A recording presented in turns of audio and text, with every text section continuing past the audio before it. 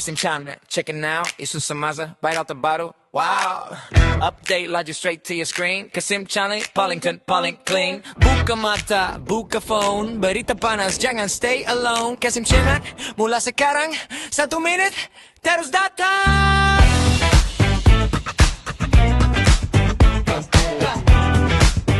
Pelakon Emiza Aznan mengakui tersentuh melihat semangat yang ditunjukkan anaknya Adrian Adam ketika membuat persembahan menerusi segmen khas program Talk to My Manager musim kedua Ahad lalu.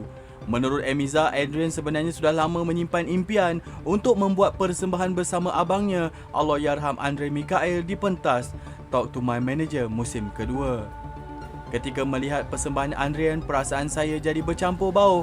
Sebenarnya kalau dia masuk ke program Talk to My Manager musim kedua ini, dia berhasrat nak berduet bersama abangnya. Sebelum naik ke pentas, Adrian sempat memberitahu kami, janganlah terlalu sedih bila dia menyanyi nanti. Bila Adrian naik ke pentas, saya tahu dia bawa semangat dan impian untuk bersama abangnya. Itulah yang membuatkan dirinya kuat dan dapat menampilkan persembahan terbaik, katanya. Emiza berkata sedemikian ketika ditemui selepas tamat konsert minggu keempat Talk to My Manager musim kedua baru-baru ini. Berkongsi mengenai keadaan anaknya itu, Emiza memaklumkan Adrian seorang yang berdikari dan tidak suka menyusahkan orang lain. Menguruskan Adrian tidak susah. Dia sebolehnya mahu menguruskan segala-galanya sendiri. Sakit pun tak nak bagi tahu. Sedar-sedar sahaja kita lihat dia menangis. Bila kita tanya kenapa, barulah dia bagi tahu dia rasa sakit. Dia tak nak menyusahkan kita sejak daripada arwah Andre lagi. Mereka memang begitu.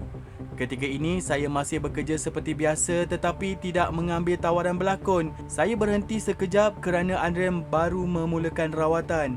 Kita nak pantau keadaannya dahulu, ujarnya. Dalam pada masa yang sama, Emiza turut memaklumkan Adrian kini perlu menggunakan kerusi roda bagi menguruskan pergerakannya. Pada mulanya dia tak nak guna kerusi roda, dia nak hidup berdikari dan buat semua benda sendiri. Dia tak nak bergantung kepada kursi roda. Namun saya bagi tahu dia yang kita nak kurangkan pergerakan. Kita takut bengkaknya itu akan jadi lebih teruk. Kalau dia nak berjalan boleh sahaja. Kalau kita nak bawa dia jalan-jalan dan menenangkan diri, takkan nak biarkan dia berjalan sahaja. Selagi Adrian guna kursi roda ini, selagi itulah pahala akan mengalir kepada yang menyumbang. Terima kasih banyak kongsinya lagi. Sementara itu, Emiza turut berkongsi rutin harian yang sering menziarahi pusara arwah Andre sebagai cara untuk mencari ketenangan. Untuk korang yang sukakan video ni, jangan lupa tekan button like, subscribe and bell notification.